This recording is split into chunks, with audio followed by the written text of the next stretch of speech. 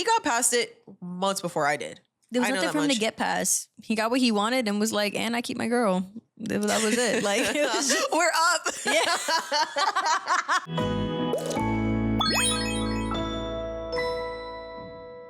Hello, and welcome back to this week's episode of Yep to My App. Today's episode is the Valentine's Day episode, and I am here with Taylor. And today's episode is all about cheating culture. Oh, yeah. So we're just gonna start off. We're getting into it in this one. We're gonna start very broad before we get into the personal stories.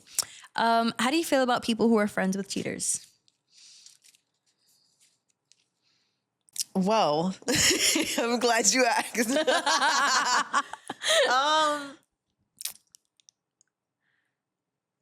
I feel weird about it. I feel really weird about it. I don't think that you should cut a friend off because they cheated. Mm-hmm. But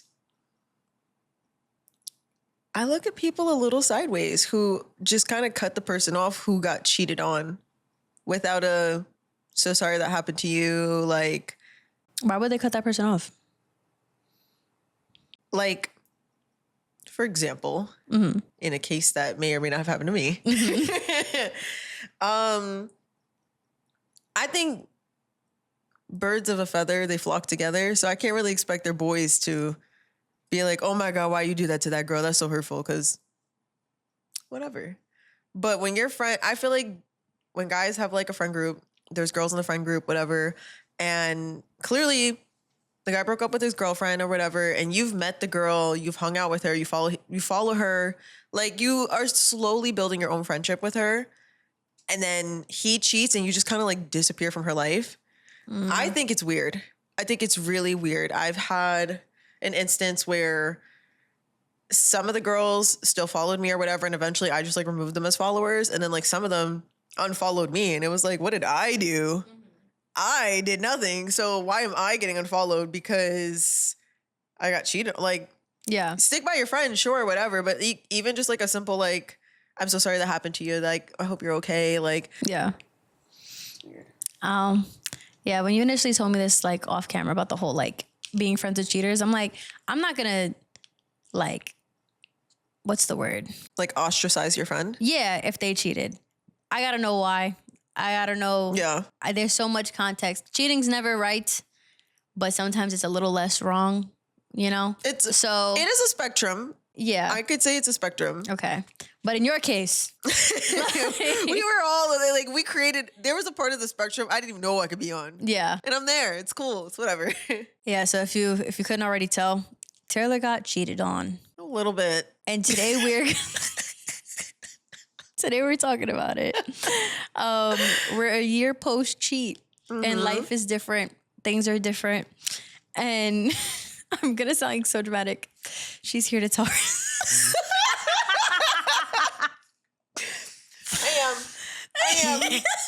I am here to tell my story.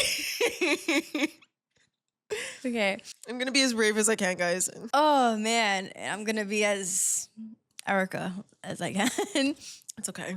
So, let's get a feel for, let's set the stage for what you and your ex were up to the point. Okay. Well, I met my ex during COVID. We went to college together. So it's like a weird thing where like, yes, we met in college, but we didn't meet until we started dating kind of thing. We were together for 4.5 years. Mm-hmm. Lived together, went ring shopping, the whole 9 yards. So a year ago, I thought my life would be very different, but that's okay. Things happen for a reason. We'll go back a year before we broke up. Actually, not even. We didn't have to go that far back. Only 10 months before that. Mm-hmm. We just go 10 months back. It's a weekend in April. I'm sleeping. Unbeknownst to me, I'm thinking everything is fine in the relationship. I get woken up at 3 a.m. and he's fully sitting up in the bed. And he's like, I need to talk to you. So I'm like what's wrong? Mm-hmm. Like, what in the world?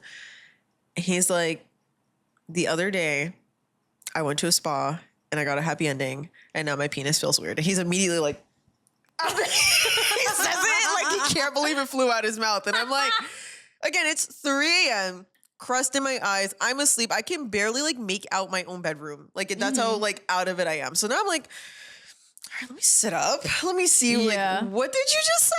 What did like?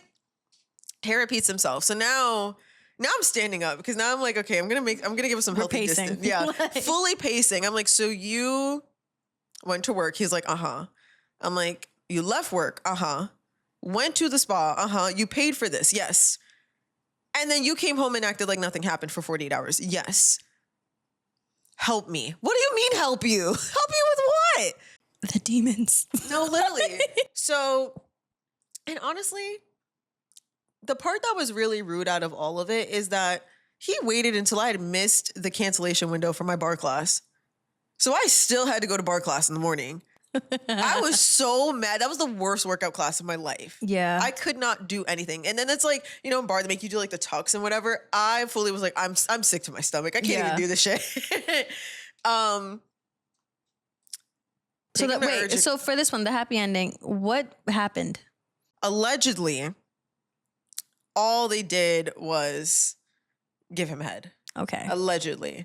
Unfortunately, I've seen a lot of TikToks on this like spectrum. I had no idea what like it even, I could see them now and know which ones do it. Yeah. But I had The ones with curtains. Yeah, ones with curtains, ones that like it says open and it's like 11 p.m. Vinyl across it. You can't see inside. That's what they're doing. But like I was like, okay, like I've seen videos where it's like the dudes like they have on like meta glasses and Shorty's like fully wearing like lingerie gown or whatever. And I'm like, oh. So all that for some yeah. But whatever. It was weird. It was so weird. It didn't feel real. It really didn't feel real because if you like don't have like trust issues in your relationship, you don't have like infidelity issues or whatever like that, the first time really just like doesn't feel real. It's like it takes a while for it to settle in and like really set in what they're saying, especially if they're not behaving differently. Like they're just behaving in like guilt and stuff like that. It didn't click in my mind until like almost like 5 p.m. that day. I was like, oh, you did that. Like we had to take you to City MD today. Like that's kind of crazy. Yeah. And again, when you have like an ex that's like apologetic and like whatever, or a partner that's apologetic or whatever, like immediately he was like, we're going to get through this. I'm so sorry. Like we're going to rebuild the relationship. Like you would have thought he was building a nation the way he was talking to me. It was ridiculous. Yeah. And then that was like the weirdest like 6 months of our relationship. Cause it was like, we were very big on that mindset of like, it's us versus the problem. So this is the first time where like the problem's you because you did this. Yeah. And kind of like navigating that energy, talking to friends like you, trying to like figure out like, because then it's like, again, like I've never been cheated on before this. So I felt like, well, what's wrong with me? What was his reason? His reason was like, he said that he had a sex addiction, porn addiction, whatever. Like allegedly, apparently. And that's the first you were hearing of it. Yes. This was all, when I tell you, like, it was like so many demons flying out of a closet that you had no idea. It was, he's been watching porn since he was like a child. He watches it every day, multiple times a day, all of these different kinds of things. And I was just kind of like, what do you mean? Yeah. Like what? So it was almost as if like, it was just like a sick impulse. Like I don't even know how to describe it. Like, I guess it's like if you see boba in a TV show and you're like, I really need boba now. Like that was how he was like describing it. Yeah. So I was kind of like, okay. He went to therapy twice. Just twice? Not even twice a week, just twice? Okay. Just twice. He had like told his family. I had like, I told you. It told like maybe like 1 or 2 other friends, and I had talked to like my mom about it because I just was like so like caught up, like just like really overwhelmed. I was just like, I don't even know, like I don't know what to do. I will be so transparent. I was not in a place where like a breakup was an option because again, like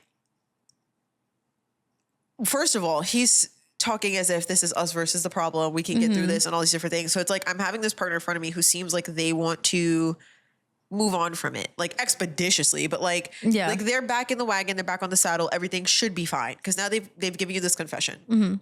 So I'm sitting in that space, but I'm also just like scared. Like at this point we were like 3.5, almost 4. We were basically at our 4-year mark. Yeah. And I was like, okay, but this is all I've known for 4 years. I've known you since I was 19. We live together now. Our finances are intertwined. Like the thought of a breakup seemed so impossible. And I was just like, I can't do this. Like I can't afford to live on my own. And like, I don't want to move back in with my parents and all these different things. And so I just kind of hopped on the bandwagon. And in hindsight, I really wish I would have given myself like more time to like, I wish we would have kind of been like those people where it's like, okay, we're going to live together, but we're not going to be like dating for a couple of weeks. Like I need my time to myself. Like he'd only spent like one night out of the bed. We were intimate again, like a couple weeks after that. Like there really was no like hard consequence to his actions. He wanted us to take family walks and stuff. And at this point, I feel like family as in like you and the cats. Yeah. Like me and him, like if I'm like, okay, like I'm going to go for a walk. He's like, oh, like let's go together. And I'm like clearly in thought. He's like, what are you thinking about? And stuff like that. Like it was so weird. And one of the things I vividly remember telling him, because again, like also like this is like 25 pounds ago. So I didn't have the confidence I have now. And I was like, well, at the next time that you want to do some stupid shit like this, like, let me know, like, let's get chopped at the knees together then. And he was like, oh, I'm never going to do this. Like, I don't want you to get a lick back or whatever and stuff like that. And then let's fast forward a couple months. Like now it's like September and I'm still like having these weird feelings of like, we're operating like a couple, you know, normal relationship issues of just like finances or just like figuring regular things out and stuff are like coming up again. But I'm still not really feeling like satisfied by this ending. Like, I'm just like, I'm 20 at the time. I was like, what, 23? Like, I'm 23. You cheated on me now. Like, I can only imagine how disrespectful you're going to be when I'm like 50. Yeah. And I've had kids and I look different and like, you know, like, and I'm like all over the place with it. It's just, it's messy. It's weird not knowing what you want to do. Cause then it's like, I feel like a lot of my friends knew that like my heart and my mind were in different places and just at a different point where it's like, I wanted to stay with him. I wanted to see it through. I wanted us to work it through and get married and be like, okay, like it was a hard chapter, but we made it through or whatever. But then there's person that's like, I'm young. Like, why would I be with a cheater? Why would I settle for this? And I basically kind of felt like so much time had passed that it was like to be like, okay, well now I want to break up because you cheated on me like 6 months ago. I felt like it would have been like crazy. I don't think so. I know that now. Did you ever tell me that you wanted to leave at that point? No, because I didn't know I didn't know how to say it. And then I told. Because if you were still thinking about that far after, then I would have been like, yeah, you should. Let me just tell you guys what I said in the moment. Taylor called me the next morning. I called you that morning, like before the bar class. I called you after bar class. Damn, that was an early ass bar class. I remember waking up with the that was like an 8 a.m. bar class. Yeah. Okay. Taylor calls me. And she's like, so-and-so cheated. Like, she was like, you're not going to believe this. And she just kind of comes out with it. And I was like, huh? Like, that was me waking up. And so I get like on my elbows in bed and I'm like looking at the phone and she's on speaker. And I'm like, can you repeat that? She was like, yup, so-and-so cheated. And I was like, okay, but how? Because I'm very much like, what's going on? Like, before I start overreacting, what's happening? She says how, and I said, oh, that's different. That's very different. And that's why I feel like it's a spectrum because it's like, yeah, because we weren't expecting that. There was no hidden relationship. There was no and it's a weird thing because at the moment I was like, you know what? It's not that bad because it's not like it was like a months-long affair. Yeah. It's not like there's someone messaging him. It's not like there were like tons of secrets. This was just, and I hate saying it this way, but like just a guy being a guy on a random day and maybe it was an impulse and he didn't want to talk to you about it, but even then he should have. That's where he messed up if, let's say, he wanted to spice things up for whatever reason. And I was like, I'm going to let you know now. I'm going to let you know now. I'm not mad at you if you stay. That was like my immediate thing because I was like, you guys have been together for a hot minute. But on the flip side, I would have more supportive if she left because like the thing is I know Taylor. Like, because I heard from the way you talked to me, it was like, this happened. Because I just felt so embarrassed. I was just like, I can't believe, one, he cheated on me, but he paid to do it. Like, that was a conscious decision because finances at home weren't great. No, and it's like you had to literally Zell them. Like, you quite literally was like, this is the number, right? Like, what do you mean? I just was like, this feels so like grimy and icky and dirty, and allegedly he may or may not know somebody that already did that before. Mm-hmm. And we talked about it, and I was like, you know, that's really sad. Like, that person, like, they must be in a really dark place in life. And he was like, yeah, I'm praying for my friend. I didn't realize he was praying for his friend to drop the Addy or something. Yeah. Like, what? Like, literally like a year prior. Yeah. It was like a whole thing. That's crazy. Mm-hmm. Okay, so where are we now? So he cheats. You find out. Okay, so what did it look like when things went back to like normal, like in the house and stuff, and you were like slowly feeling more and more okay? I feel like it took a lot of time. Like, that summer was really rough. Like, that summer I would like wake up and I would kind of look at him and be like, I would just like roll over to the other side of the bed. I was like, I can't even, like, why the fuck are you here? It was just like, it was just so weird. And I feel like I lived far. I lived in Westchester at the time. Mm-hmm. Like, I really wasn't around. Like, I think had this happened and I lived in New York, we would have broke up. Yeah. Because I feel like I would have been around my friends more. Yeah. Like, I would have had that distance and stuff. I'd be like, Taylor, we going out. Like, going out. We're still going to like family events and stuff. I really didn't forgive him until like around the holidays. Like, it took so much time. Like, I feel like it took a lot of time for me to like really see us get back to like our new normal. Cause I feel like it was always in my subconscious. Like, there was never going to be a part of me that was going to act like that didn't happen. But like, seeing him like really like step up, and it's not like he took like a big step, like, let's be for real, but like just kind of being more like, I don't even know, like, because at this point I feel like I was fucking lying to myself. I guess like present. Yeah. At least from what you could tell. Yeah. Yeah. Or just like really forthcoming with his feelings and stuff like that. Mm-hmm. And just like seemed a lot more present, Mm-hmm. I guess. And I remember, like, I vividly remember this. Like, we were in the shower together, honestly.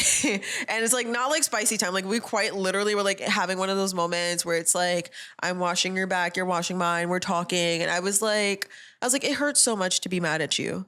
Like, it really hurt. And I'm really happy that we're past that.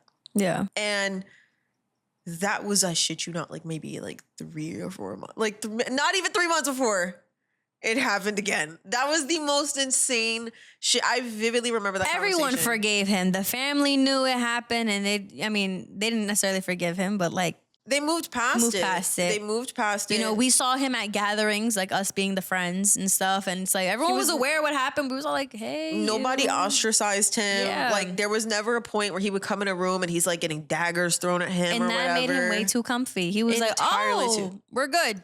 Literally, I can fuck up again. He was way more comfortable. He got past it months before I did. There was nothing for him to get past. He got what he wanted and was like, and I keep my girl. That was it. Like, it was just, we're up. Yeah. So on the downside, that was a rough couple weeks. But on the upside, and so then paint the picture for you guys again. It is Valentine's Day. Valentine's Day was on a Friday that year.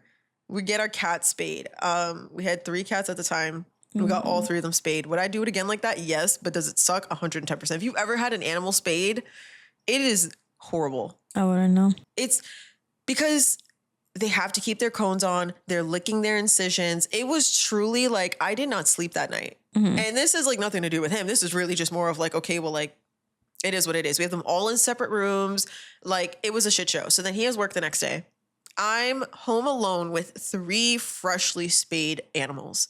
I'm able to get 2 of them to cohabitate well, but the other one still can't. So I'm still going back and forth to check up on her. Poor thing would like put her head in the litter box, and she would come up and she's like scoop all the litter in her face. And I was like, you poor thing. So I'm going in there, I'm wiping her face, I'm cleaning her cone, putting like Neosporin on there, like the whole thing. Now it's like towards the end of his workday, and like most couples, we have each other's location. And this wasn't like a thing we started doing after he cheated. Like, we just had each other's locations, like, just because, like, the way that you have mine, like, it just is what it is.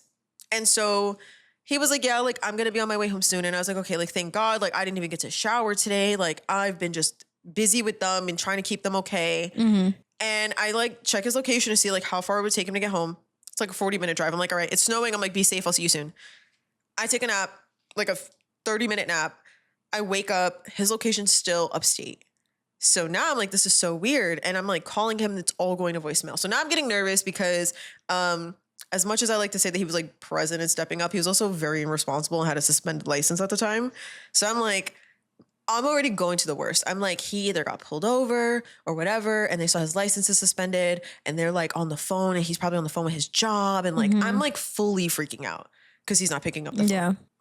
And I'm like, why is his location not moving? Then I look and I'm like, okay, because he's in like a kind of like, they'll call it like a mall, but it's like, you know, you drive up and there's like a Dunkin' Donuts and like a Wingstop and like all those kind of things. Like, it's one of those things. And I see that there's like a Japanese spot. So I'm like, okay, maybe he just like, it's lunchtime. Maybe he's just getting sushi. Maybe there's like no Wi-Fi in there or whatever. Still and all like not picking up. Finally calls me like 30 minutes after that. So now at this point, it's an hour. He was supposed to be home 45 minutes. I'm like, dude, what the fuck happened? He's like, oh, I had to put gas in the car and put air in my tires. Erica, he had just got brand new tires 2 days before that. I'm sorry.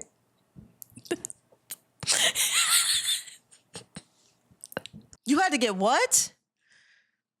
I'm like, so when are you coming home? I'll be home in 45 minutes. Okay. So I'm looking on Google Maps. At first I looked on Apple Maps. And I was like, there's something here I don't can't see it. You just know. You just know when somebody's up to some shit. Like, you just know. So I can't see it. So now I'm like, you know what? Let me look on like Google Maps. Sure enough, 211 Spa. Can't see shit inside. I'm like, oh, hell no. I call him back. I'm like, what were you doing again? Putting air in my tires. Okay, cool. I'm not trying to say I don't trust you. Because what I was going to do is I was going to wait for him to get home. I was going to make him drop his pants. But I was like, I'm going to give him the opportunity. I was like, I don't want you to think I can't trust you, but your story doesn't make any sense. I looked up where you were. I see that there was a spa close to the gas station. Like, I'm going to give you the opportunity to tell me the truth. He goes, I'm already fuming. That's crazy. He was like, I got a hand job. I was like, I'll see you when you get home. Because now, no, before you get mad, get furious. He calls me back. He's like, well, let's just talk about it now. I don't think you gave me all these details back then. I thought I did. He called back. He called me back so we could talk about it then and there because he's so get it out the way. anxious because he's a cheater. Oh my God, I can't believe I did that. I told him, I was like, no, we're going to wait to talk about this when you get home because it's snowing. I know you're scared. You should be scared. And I don't want to explain to your mom if you crash that car that it's because I was going to curse you out until the sun came up because you went to another fucking brothel. Comforting to say. No, I'm like, I hope you shit yourself on the ride home. I'll see you in 45 minutes. I called Teresa. And this is what I'm like, this is when I realized I had an opportunity on my hands, guys. I knew this was the only time I could truly have a real, true crash out in my life. And no one would tell you you're wrong. Nobody could tell me I'm wrong. So you might think I'm wrong. I don't care. I don't think I'm wrong. She wasn't wrong. Go in the kitchen. Look at the $8 eggs. I'm like, I look at the tomatoes. I'm like, yes, there we go. He pulls up. We had a balcony in our old apartment. I'm standing on the balcony and I am launching these tomatoes at him. I'm like, boo, you suck. Like, at him. And he's like, go back inside. I was like, shut the fuck up. She got him good with like 2. I got him good. I missed there was one that she was I missed one. But you know, I was a little upset. I had a lot on my mind. I ate his ass up with one of those though. Best believe. Then you held a mirror to his face, didn't you? Oh, I forgot I did that. Look at them. For reference. Matter of fact, there's no need for reference, but I did pull up a mirror to him and I asked him, who did he see? And he forced the Michael Jackson moment on I him. literally made him have a man in the mirror moment. I sure did. Oh my God. That was a rough conversation. And so again, for reference, this isn't our first rodeo. I'm not going to be as nice. I remember I told him, I was like, you better hope I don't come back pregnant. Mm-hmm. Like at this point, I was like, no, like if you're outside, we're outside. You feel me? Like, Oh my God. I was like, nope, I got you. I got you. Because you know what? I'm not going to pay for it. I will not be paying. I will not be. And then he paid more, allegedly paid more for a hand job. But also, this is, How much did he pay? like $150, I think. That's crazy. $150. That's a light bill and Wi-Fi. We had a broken TV on the wall at the time. That's crazy. You could get it for free at home. He could have got it for free on Hinge. The fuck, like, fuck home. You not that happy. You could. We already had the Benny Blanco conversation. I don't think he could have got it for free on Hinge. But anyway. So then, so how did this? I think this is a good segue. How did this situation change your perception on lick bags since you didn't get one the first time? at this point, I was like, nah. Like this, like I said, we were outside now. Now I need to show you who you're messing with, because at this point, I felt like the first time was hurtful. The second time was disrespectful. Because now, first of all, I forgot. When he came home, the reasoning he first said was because he wasn't happy at home. And he was like, you just don't do it for me. Then leave. Then break. Really? Up, say something. I don't know. That was what he first said. And I was like, so that's bullshit. So let's get to the real one. Like, let's get to the real answer. So then he was like, I've never really healed. I've still, because when he healed from what? From this porn addiction. Because the first time he cheated, he was so performative. He had deleted Hinge in front of, no, not Hinge, my bad. Yeah. Sorry. He deleted Twitter in front of me. He like blocked all the porn sites from his phone and blah, blah, blah, blah, blah. So then he was like, how like he's still been watching. Actually, you know what? There was a smoking gun. There was absolutely a smoking gun in the story. 2 weeks before that, we were looking at flights and vacations and stuff, and my phone died. So I was like, give me your phone. Like, I want to like finish like looking at the flights and shit. So I open up like the internet. It's porn.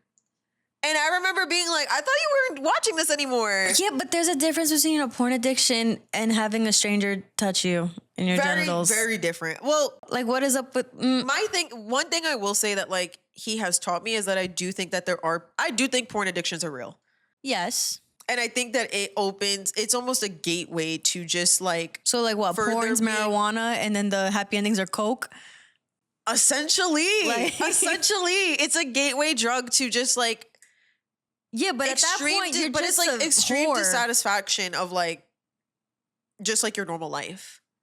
Because it's like you're chasing endorphins and stuff like that, but you're also chasing like this facade and like open relationships exist, polyamory exists. There are other things that exist. Like if you're really about that, I don't want to hear anything about all this God stuff you talking. Just live that life and leave me out of it. Literally, like what is up?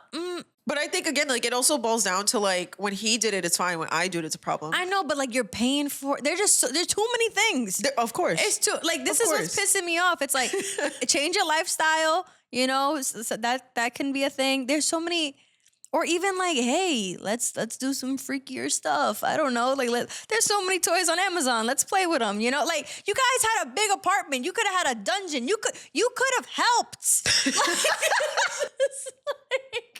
Like, this is what pisses me off. Mind you, he could have just said something. He could have been I don't like, hear you're not happy. Like, bro, you already messed up the first time. You're lucky we're all still here. You're lucky no one has done something to you.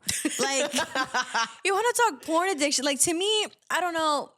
And maybe I don't have as much of an understanding or whatever. Cause like there's porn addiction and there's sex addiction. Cause I think of like fucking ASAP Rocky. And he said that whole thing about like, you know, he was having sex at a young age and like that he's tried like all the things. And I'm like, oh wow, that's a lot of things. I mean, he could have had both.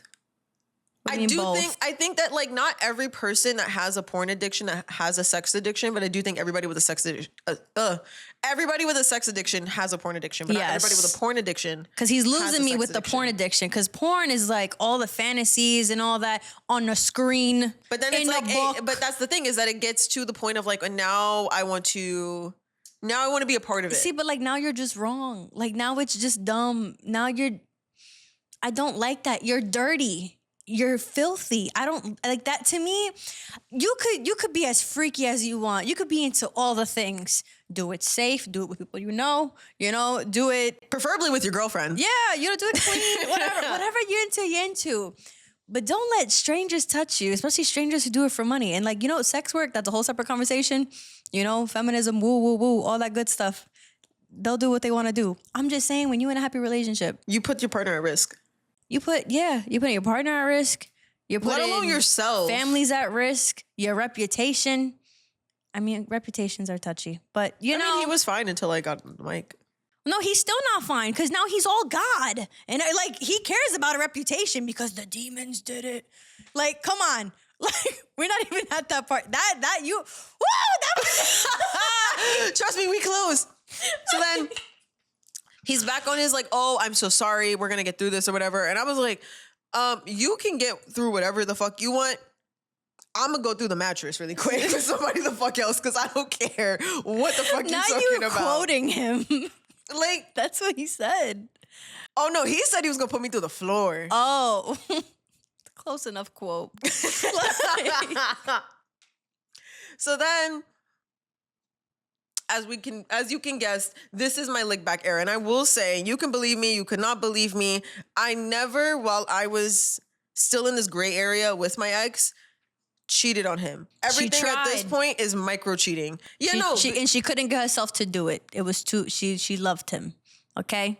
This girl was put through enough mentally. She was putting herself through enough because I was the friend that said, do what you gotta do. That is why I'm speaking in this way. So then the next 7 days of my life are truly interesting. We get on the dating apps. It's baby's first time on Hinge. And before we even get to that, I want you to know the tomfoolery I had at home. At this point, he dusted off his Bible. He's wearing like shawls on his head. He's all this shit. And at this time, I'm also being a lot more aggressive. Not aggressive, but like, you can't come into the room. no, at this point, he's fully on the couch. I'm not taking care of you anymore. Like, I'm not your mama. He had to cook for himself. Gave himself food poisoning, having to cook for himself. That's how useless he is. It was just ridiculous. Like, and then the first time he cheated, he used to pack my lunch and he would give me love letters for like the first like 2 or 3 months or so. He starts to bring it back. And I'm like, you could really wrap this the fuck up because love letters are a warning sign at this point that you're a terrible person. Literally, it's like a Band-Aid on a bullet hole. Like, you couldn't do it before you cheated. And now this is the apology. Like, are you kidding me? And whatever. So this is everything that's going on. He's like he's doubling down on like, not only is he going to work through this, but he's going to do it like with God. Like, he's all about this. And I was like, how about you do this with a therapist? How about that?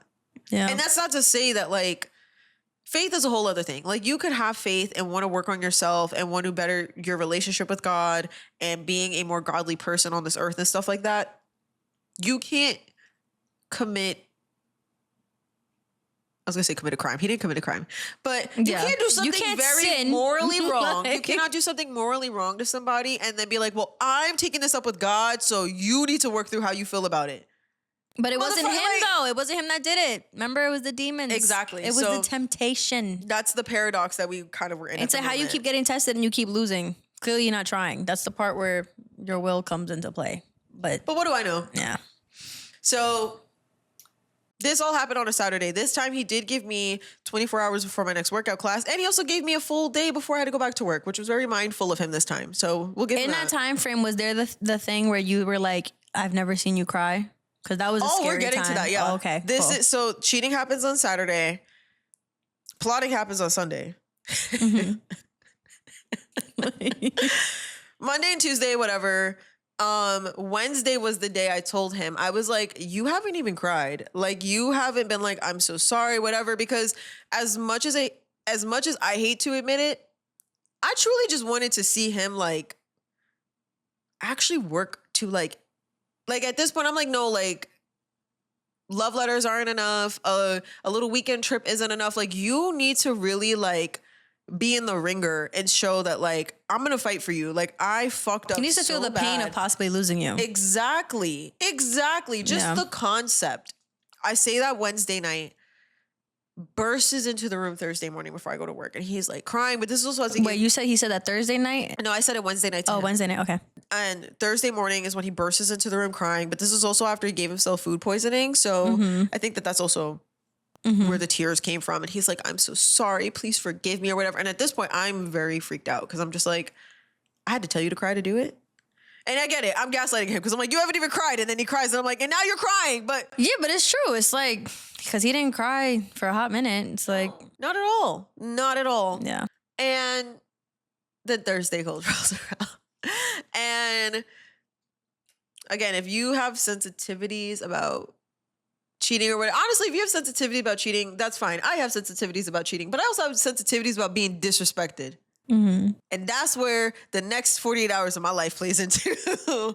I met this guy on Hinge and we had talked on the phone or whatever. And honestly, this is the first time like I'm getting any male attention in like 4.5 years. That's not from my partner or my ex, because I was loyal, like truly like didn't look at other guys, didn't entertain other guys, like never, ever, ever even could give him the fear that I would be that kind of girl. Even when he first cheated, I wasn't in that mindset of like, nah, I'm outside or whatever.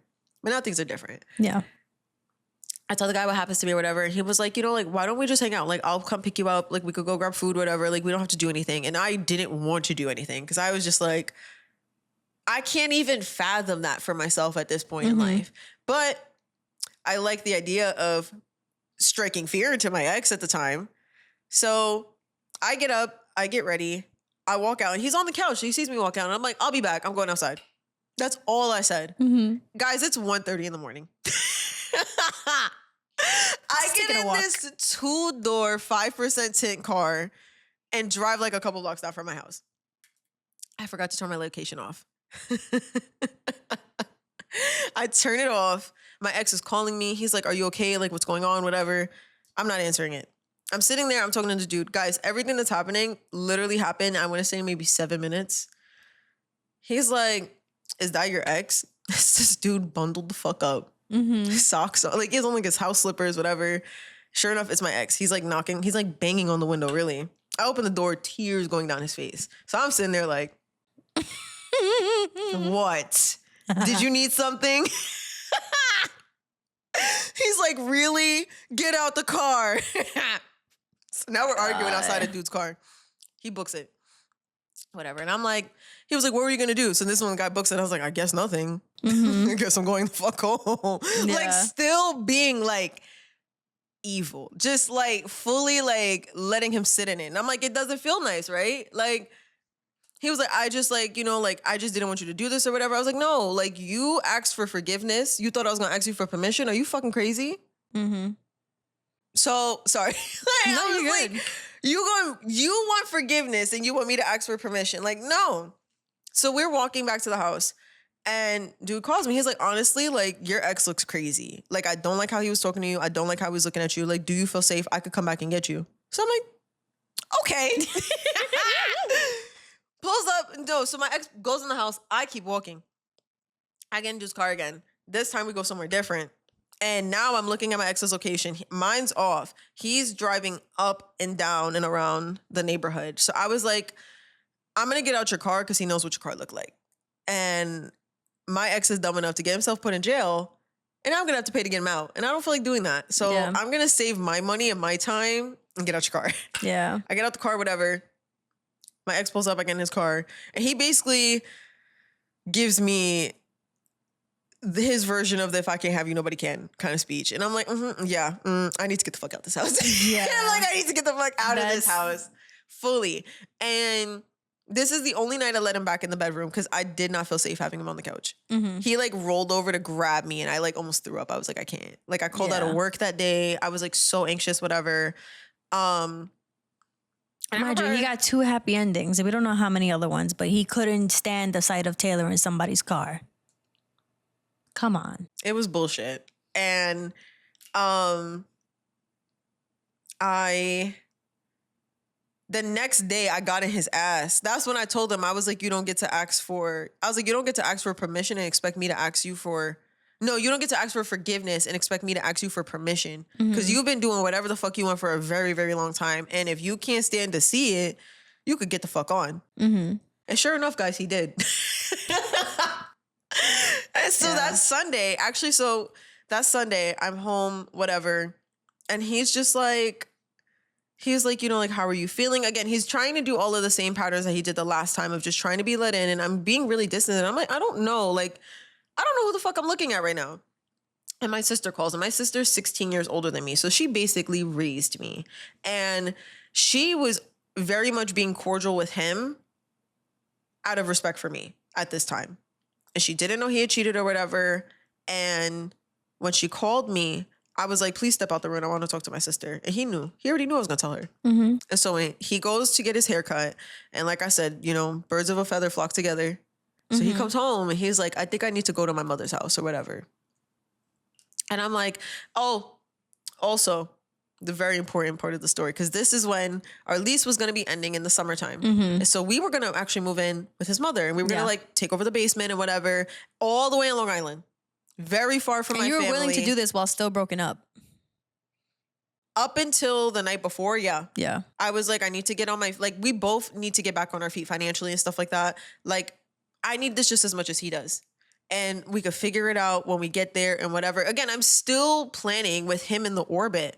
And then that shit had happened. And I was just like, there has to be another way. And that's why I wanted to talk to my sister. Because I was just like, there has to be another way where I could do this and he's not involved in this. And I talked to my landlord at the time and I was like, I know that I'm not supposed to have roommates, but I might need to sign this lease with another person who's not him in a couple of months. And my landlord was like, cool, whatever. Like, do what you got to do.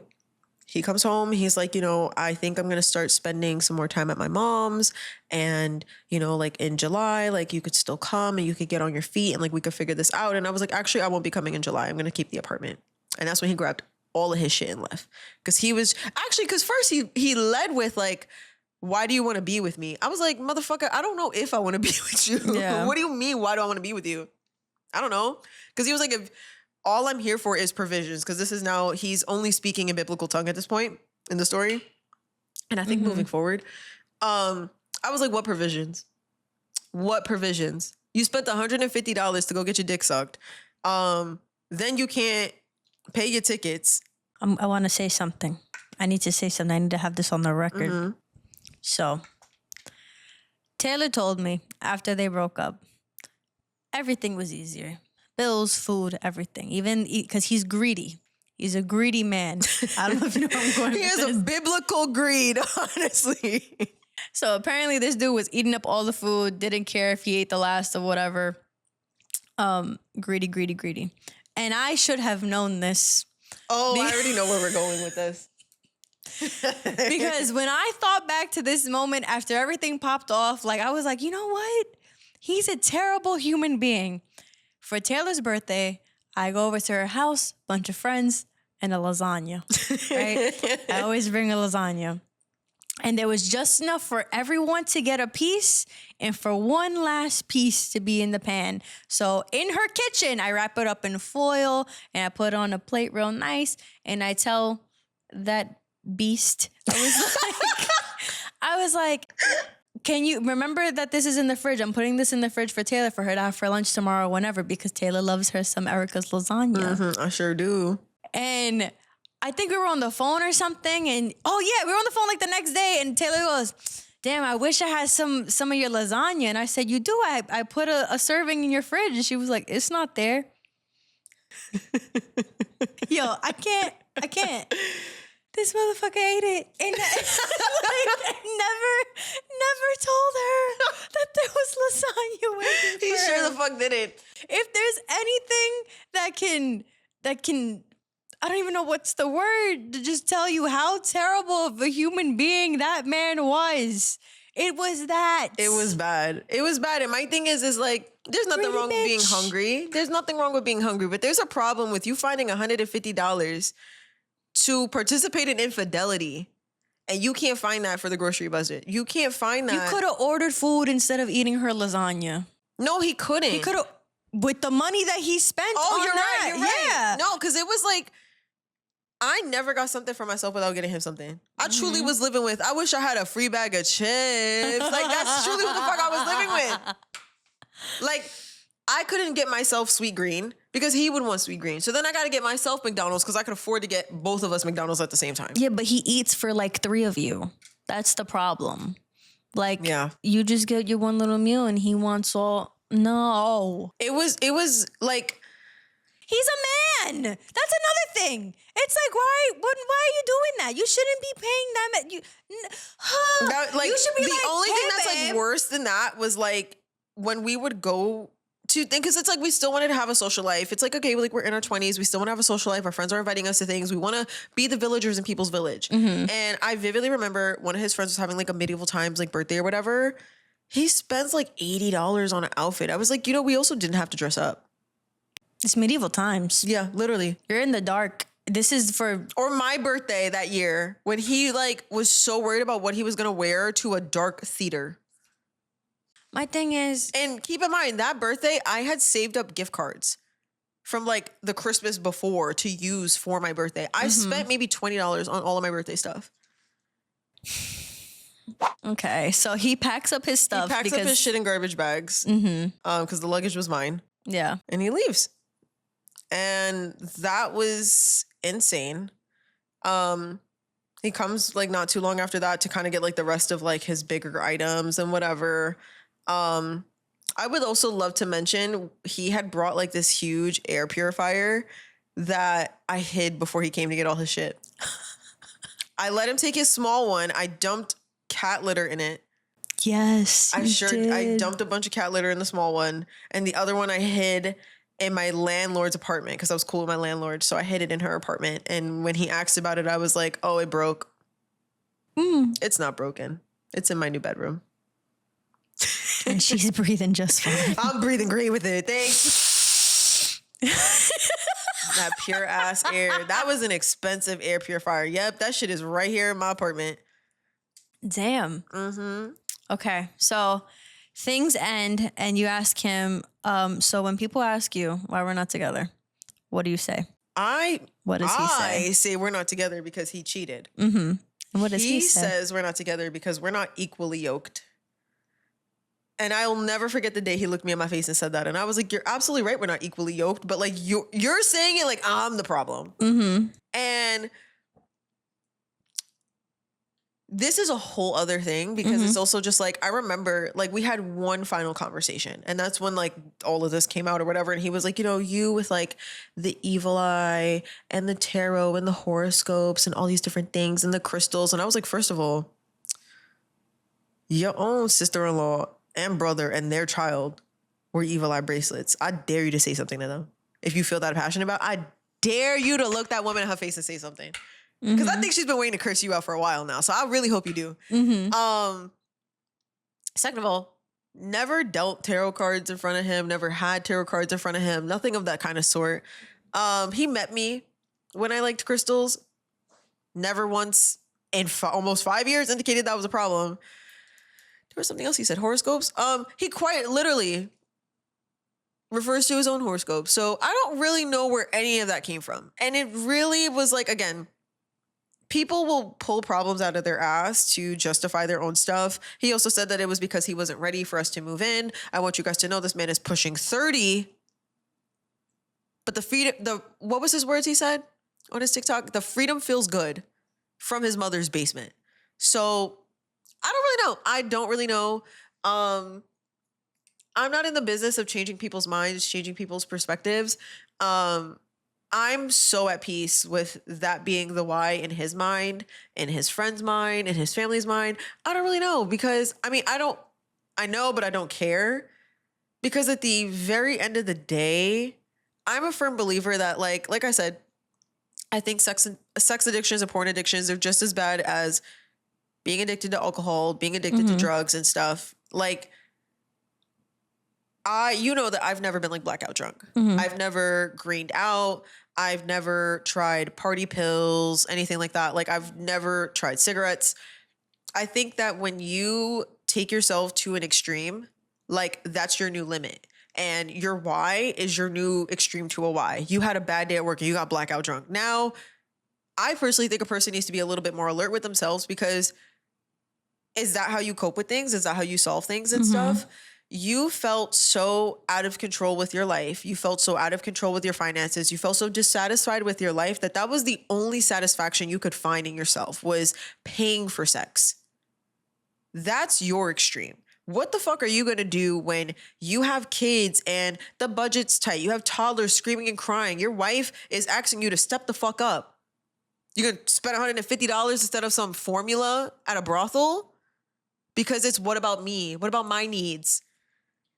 Listen, the thing that I took away from all this is that he is not a man. And I'm not saying this to, okay, half of this I'm saying for obvious reasons, but the other half is just because like I didn't realize what my views were on like what a man is and what a man isn't until this situation came about. Until she met that man. And you know what? We should thank him for that. Like, he showed us what a man is supposed to be. What a man isn't supposed to be. Yeah. Because what was it? Oh my God, I'm telling you. Because the thing that bothered me the most, and I say this every time you mention it, the thing that he said about like, oh, like I wasn't ready to move out. You're not a man if you cannot stand up to, you know, a 5 foot what? 5'3" woman. This dude was huge. And he couldn't say, hey, I'm not ready to move in with you. Like you're too weak, you know, that you couldn't just put your foot down, say the damn thing, and maybe you guys would have both been put out of your misery a lot sooner. You're too fucking weak. And that's not a man to me. A man to me is somebody who can just say what it is, exactly how it is, even if it hurts my feelings. Be gentle. When a man tells me no. But you know. But now I know that. Yeah. Because, oh my God. It pisses me off so bad. What a waste. All right. And what do you have to say about his whole religion stuff and where that took him and how he uses that not against you, but to explain stuff? I think that it's, at the end of the day, the only person he's lying to is himself. And that has nothing to do with his religion. I think it is more so like he's putting a Band-Aid on a bullet hole. Truly. He's putting a Band-Aid on a bullet hole.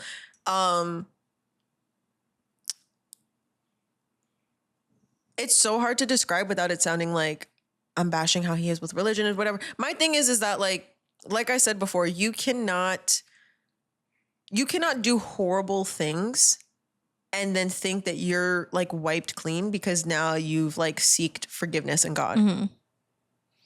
Because you're still a worldly human being. You're a worldly, horrible human being because you are still fucking selfish. You're still pacifying problems. It's the switch up. I think that's part of it. It's the switch up. And I think that it's this like, I'm just a man. What can you expect of me? Accountability. That's all. That's all. Like, that's the part that's like exhausting. But you're gross for sitting in a man's car. I'm the one that's not as equally yoked and all these different things. And it's like, I really don't care what his opinion or really anybody's opinion is on me making sure he felt it. Because I know that deep down somewhere, I'm charismatic. I'm an optimist. I will always strive to forgive people and move on because hate and hurt only hurts me because I'm the only person feeling it.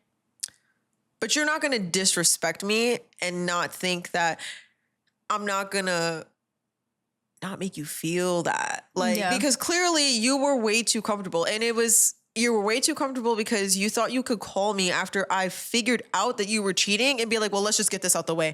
Oh no, we're going to take the scenic route. And the scenic route does involve a 2-door, 5% tinted car. Sorry.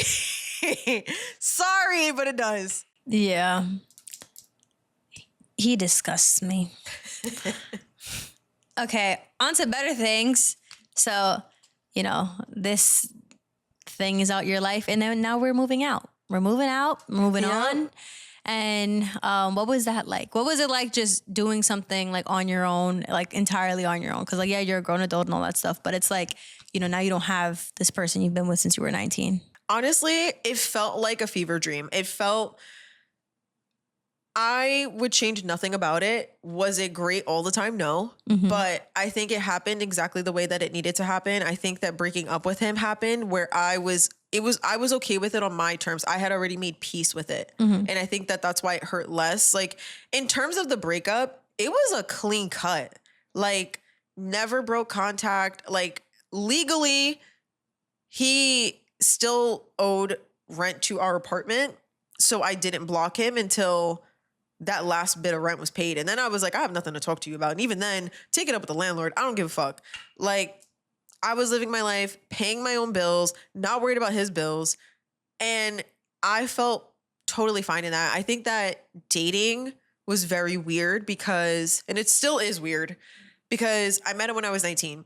And before that, I only dated people that I knew in real life, like people that I met at college or like at my job and stuff like that. Like, I never did the dating apps. I wasn't a club girl. Like I never went to the clubs and stuff like that. Like I never really went to like house parties and stuff. So I'm like really learning a whole new culture to my life. And that was very interesting. I think it was one of those things that I truly would never had understood unless I experienced it. And I don't mean that in like a hoeing out way, but just truly like having to like learn that like all snakes still wear the same skin at some fucking point. Whatever that saying is that like I really had to learn like, oh, like you're not like my ex, but you are still kind of bad. And you're actually worse than him. And like, you know, kind of being like, okay, like learning patterns and signs that people are not ready for something serious, or that they are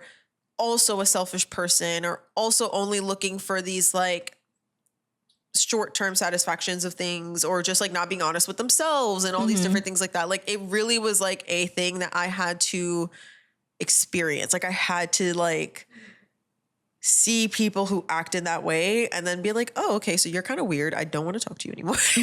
So what were some of like your best and worst experiences in this dating phase? Oh my God.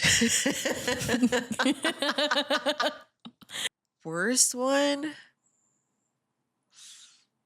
Fuck, I would probably say the guy who tried to scam me out of money.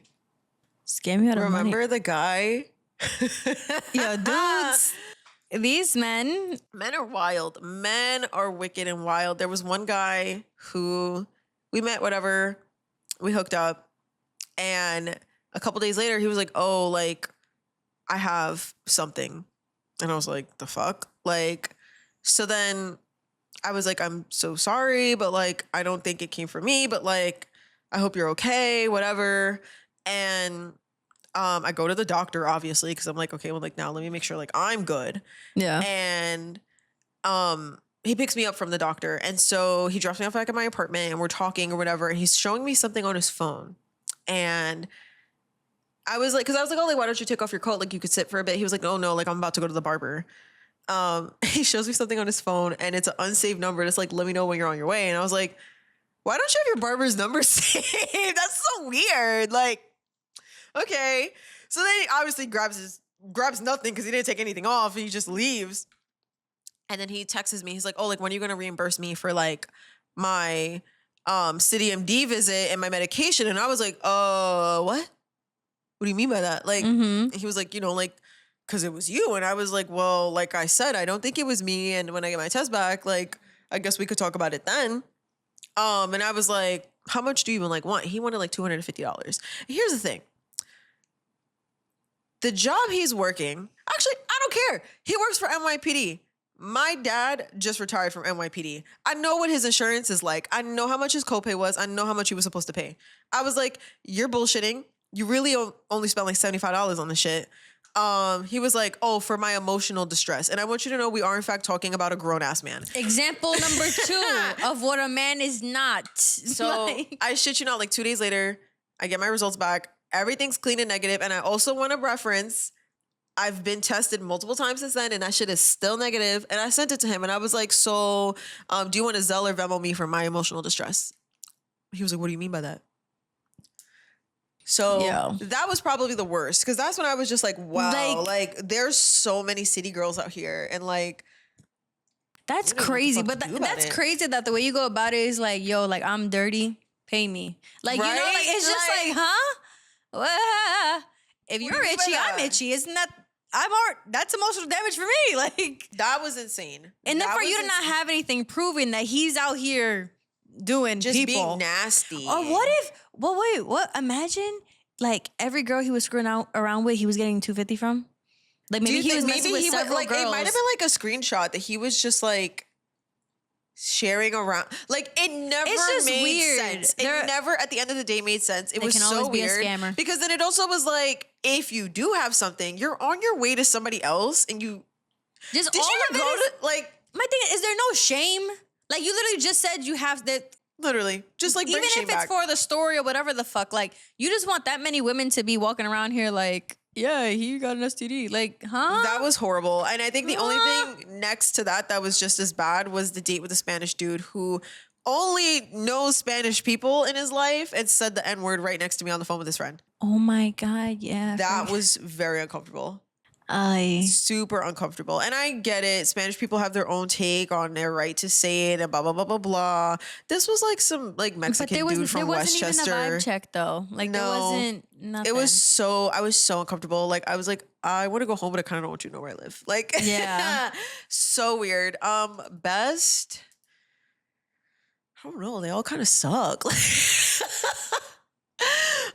I mean, I don't know. Like I've gone on like really nice dates. Yeah. And it's just been nice to like, I don't know, like when I do meet a guy and like that early love bombing, when they're opening the doors, not playing.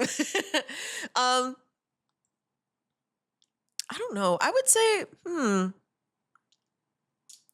guy I went on dates with this summer, I like those dates. Those were nice. Those were fun. Those were fun dates. He was funny. He was whimsy. Oh, next on here we have like dating culture versus hookup culture and like how you feel about that. Unfortunately, I think that there's piss in both pools in New York. I don't have a problem with hookup culture. I just think that the problem lies in people not being transparent that that's where their head is at. And that's their mind space. I think that I think men are so afraid to lead with that because they think that a girl won't be with the shits. And they might not. I'm not.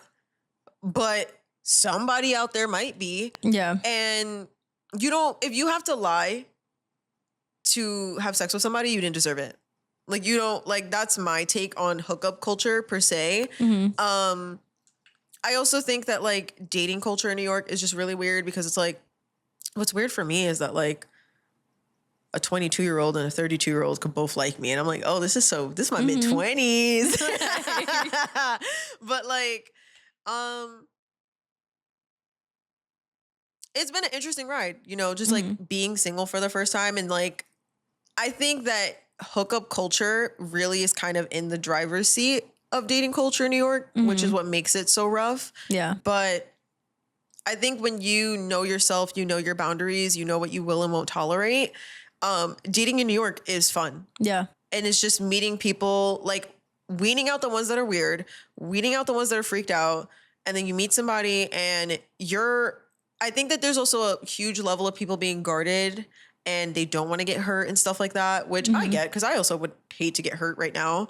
But I need to be honest with somebody. Like I know that I'll be honest with the person to say that hooking up for me creates this level of like intimacy and chemistry that I think that you're like really into me and like we're on track of like potentially being in a relationship and you might not be there.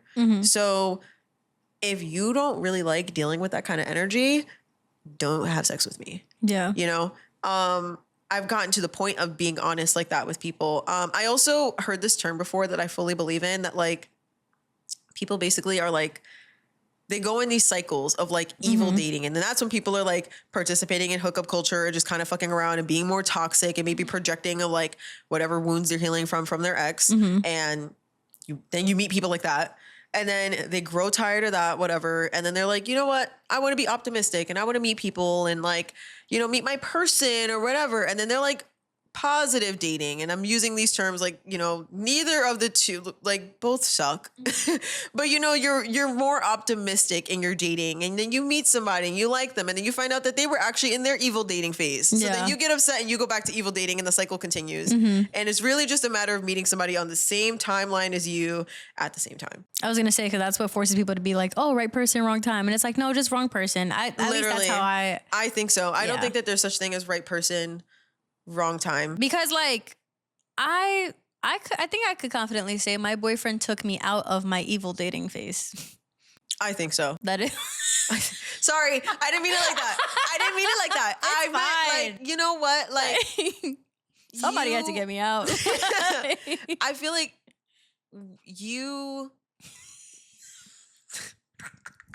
let me get there. Let me work through it. Damn.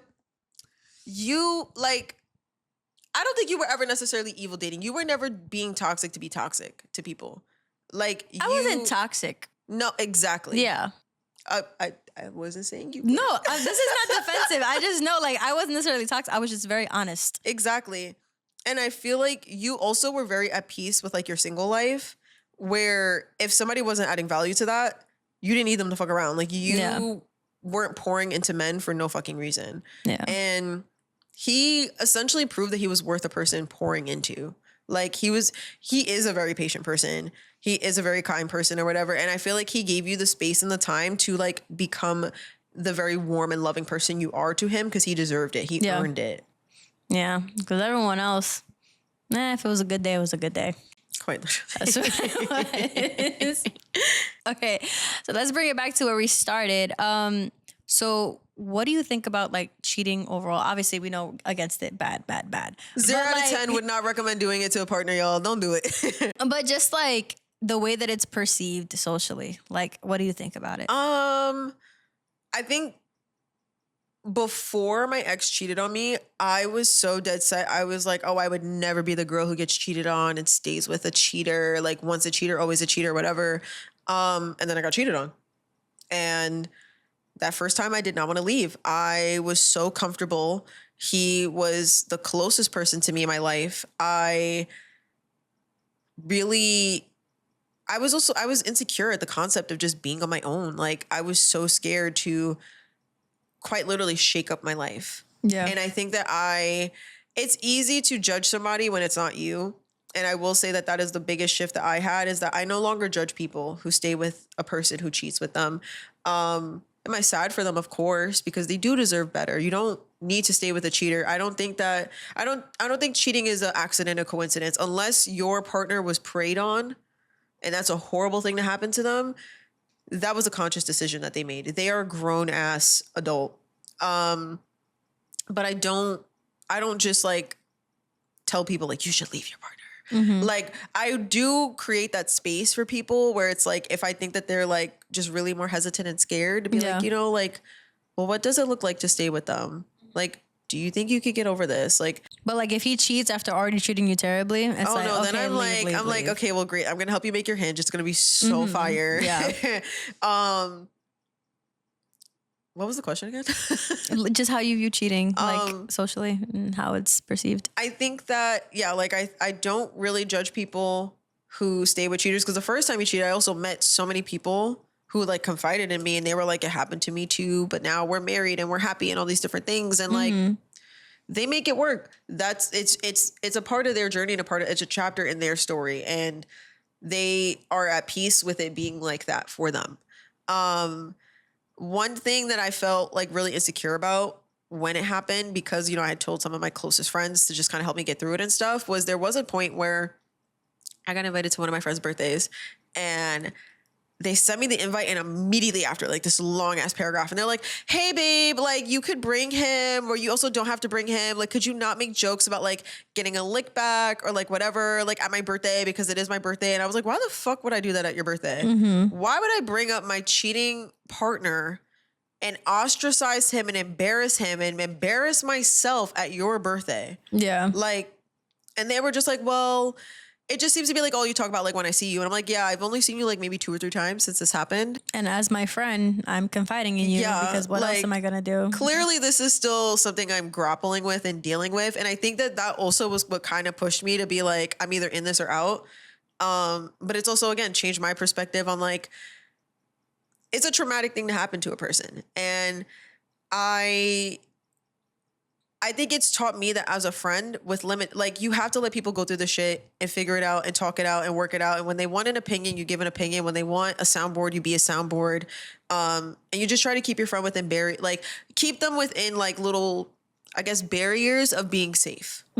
Whether you're supporting them being independent, moving on from their ex, doing whatever the fuck they got to do to get it out their system, or staying with their partner, but also making sure that they're not with somebody who's kind of like coercing them to forgive and forget something that happened to them, not for them or because of them. It happened to them.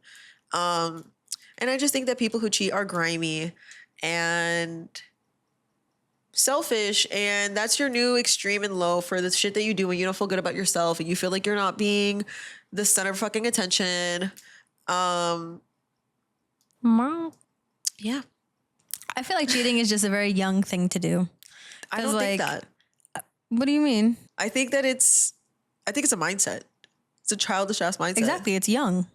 Oh, I thought you meant like only like young people. Oh do it. no, Sorry, it's bad. a very like My it's dad. just because it's like. But I also mean in a sense like if you're older and you do it, like it's childish of you because it's like most of my cheating memories are from when I was younger, and it's just like, all right, like because obviously as a kid, not that it's not you don't I feel like you don't forgive when you're younger.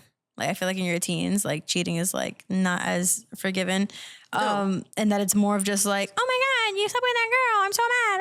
But then ideally they get older, they learn better. Yeah. They do better. But like, cause I remember, I mean, I talked about this on the pop before when I had gotten cheated on when I was like, 17, 18. He tried to pull a whole, we weren't really together. Da, da, da, da. Yeah. Shut up. Bullshit.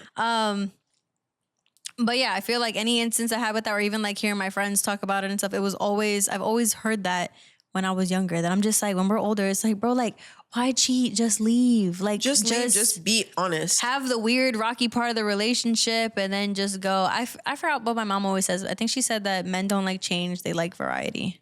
That's always been like something she's always taught me when just like teaching me, you know, how passing down the generations worth of knowledge of men ain't shit. So she was just like, you know, like just kind of telling me that if it were to ever happen to me, it's not because of me. It's because it's like, if I could have more, why not have more? And if I can do it without people knowing, then sure, fuck it. I'm going to do it. So I don't know. I would just say like, if that's what you're about, just be single.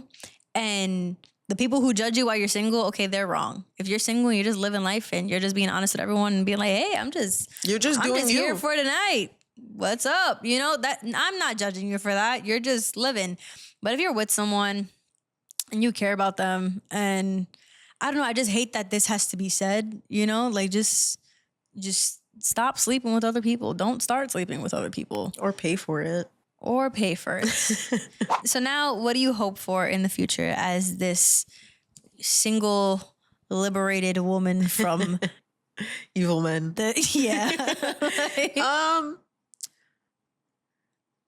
I really just like, I hope to continue to get a better sense of myself. I remember when me and him first broke up, somebody had called me and like was just like, are you okay or whatever? And I was like, I'm honestly just like really excited to fall in love again. Like I thought my love story was, you know, like I met him at 19 and, you know, we were together all of our 20s and, you know, we're going to grow old together, but we have this really weird, nasty bump in the road that I don't like. And now I get to fall in love with somebody again. And that's not there. Like I'll meet somebody who is hopefully coming as a full person. I don't want to be a 50-50. I want 100-100. And we're both healed and we both have our sense of self because we're both grown ass adults and, you know, just a true partner. And until then, like I get to be fully by myself and just fully whole for myself and, you know, continue to grow and stuff. Like last year was a lot of growth. I lived on my own for the first time for a few months. Now I live on my own, but like with a roommate in New York, and it's very different. Like it's a very different experience when I lived in New York with my parents, and there's just a different level of independence, and I trust myself more because I got myself through a lot of hard shit. And I just hope to continue to like kind of just foster the relationship I have with myself. That was a sweet ending. So for those of you watching, happy Valentine's Day. Don't be a cheater. Don't date a cheater. If you're dating a cheater, we have sympathy, but not for long. Tighten the fuck up. Any random last words for, you know, just in the Valentine's Day kind of realm? Because we really just went into this like fuck love, you know. Really, we just straight up said fuck my ex for like an hour. If you're spending it with somebody, enjoy them, enjoy your time. And if you're spending it by yourself, enjoy your time. Yeah. If you have faith, you won't be alone forever. So enjoy the time you have by yourself. And you with got your time. friends. If you're in your 20s, you got time. Yeah. Like I always say, like people act like they don't have time. When it comes to relationships, you got time. You have so much time. So yeah, love yourself, love who you with, and find someone worth loving and worth your time. Happy Valentine's Day a third time because I always forget to say the holiday in every holiday episode. So I'm saying it extra. Thank you guys for watching. Thank you guys for listening. Please like, comment, subscribe, and give 5 stars if your listening platform allows for you to do so. I don't think there's anything else. I'm posting this around my birthday. So happy birthday. happy future birthday. Yeah, to me. It's on the 13th in case you want to send me a little message. Beatty, stop. Stop. Maybe he has something to say, yo. He just puked before this episode. He don't have nothing to say. All right. Thank you guys for watching. Love you guys. See you next week. Bye. Bye.